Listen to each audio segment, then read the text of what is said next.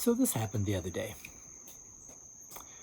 Working with a couple, been working with them for about 3 or 4 months now, and a middle-aged couple with two sons. Their particular dynamic has been really difficult and painful for them. Typically when they come in, she usually presents first, has something that she wants to bring up. He always goes right along with that. And it's always usually a variation on how he didn't follow through with what he said he was going to do, or really the hot button one between the two of them is that he was drinking at home and they made an agreement that there would be no alcohol in front of the kids. So as they process that conflict and try to go a little bit deeper about what that's about, it's really clear in this dynamic what happens for them. She ends up holding a lot of fear, and from her fear it fosters a lot of deep anxiety for her that he no longer wants to be with her. It brings up very controlling behaviors, telling him what he can and can't do, getting very judgy with him, getting very critical with him. And he responds in a very fearful way as well. He has his own fear. His fear is that he no longer matters to her. And in his fear, he gets resentful and oppositional. And ultimately, after they throw the ball back and forth a few times, he usually collapses into agreement with whatever she's saying. He becomes very compliant. That often just gives her a little bit of hope, and then the cycle starts all over again. So, what's happening here in this couple? This is a really common dynamic that we see. The content here just happens to be around alcohol and not following through on some of the things that he said he would follow through.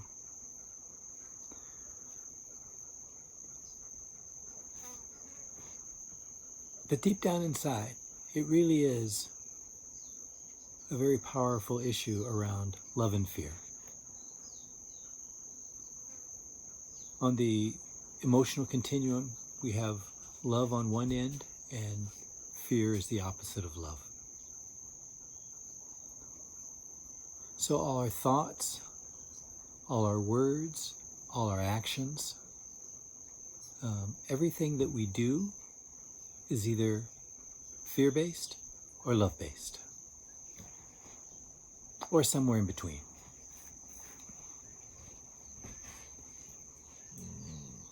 This couple is clearly caught up in the dynamic of fear meeting fear. They certainly didn't start off their relationship this way. They started off their relationship with wonderful intimacy and aliveness and hope and compassion for one another and excitement to be in each other's lives. And then that slowly faded as conflicts came up that they didn't have a way of resolving, and they went deeper and deeper into their own fear. This couple also falls into probably one of the most common couple dynamics that I've seen, which is falling into what we often call codependent behaviors. That is the focusing on the other person's needs, the other person's feelings, the other person's wants, trying to control them, trying to manage them, trying to prevent them from being upset. And inevitably this fails. It'll always fail. And of course, when that fails, more and more fear can very easily get caught up into this dynamic. So the higher solution to this, because this couple has tried, this particular couple really does want to make this relationship work. They've tried all sorts of good therapies. They understand each other's underlying feelings at times. They can express them, they can hear them. But inevitably, it escalates to a fear point where it shuts down and they feel stuck all over again, which reinforces the cycle. So we've been taking a different approach, focusing on that codependent cycle. And the best way to do that, of course, is to come from the higher self. So when we look at this from that vantage point, it transforms what can happen in therapy. First question to ask is, who do you want to be? Who do you want to be in relationship to your partner? Who do you want to be in relationship to this conflict that's frozen in time? Who do you want to be? Do you want to be loving, caring, compassionate, understanding, curious? You can certainly be that. Or do you want to choose the old part of yourself, which generally chose fearfulness and anxiousness and tightness and escalation? Who do you want to be? Who do you choose to be? If you choose to be fear, be fearful. If you choose to be loving, okay, let's be loving.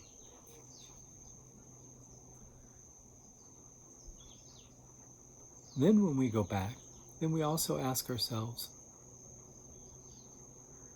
what do I want out of this interaction? So if I ask myself, what do I want to get out of this conflict? And my answer is, I want to feel close and resolved and full of love. Okay. So it doesn't matter what issue we talk about, whether it's kids, whether it's money, whether it's alcohol, it doesn't matter. It doesn't matter. That's just stuff to fill in the blanks. That's just stuff that we deal with so we can be in relationship to one another. Who do I want to be in response to you? Who do I want to be in response to your pain of this issue?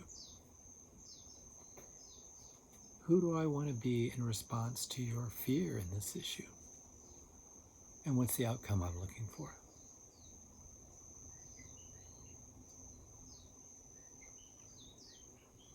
Now notice what I'm doing here. I'm not asking, what do you need?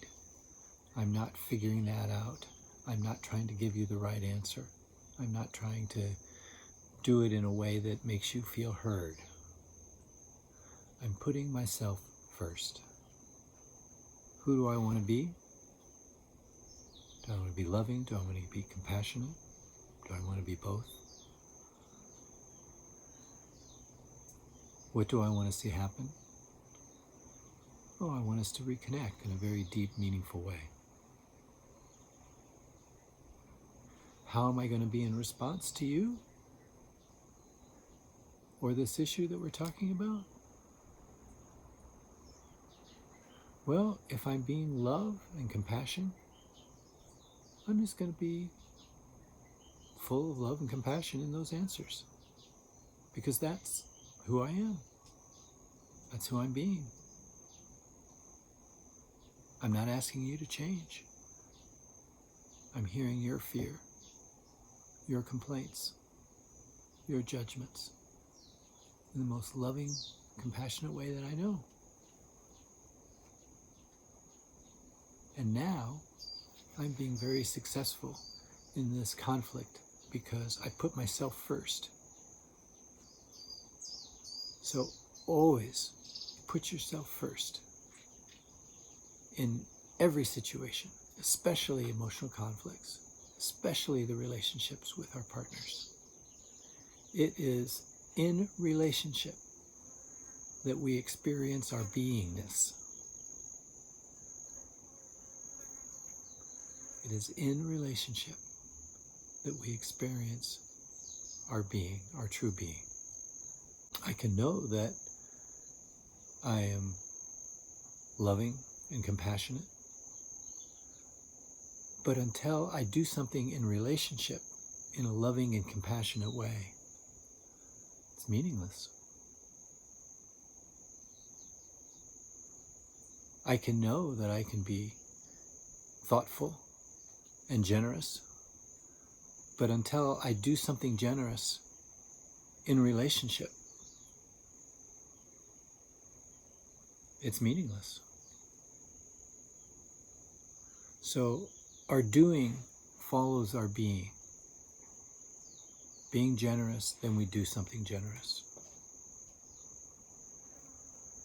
Being loving, we do something loving. Always put yourself first. Who do you choose to be?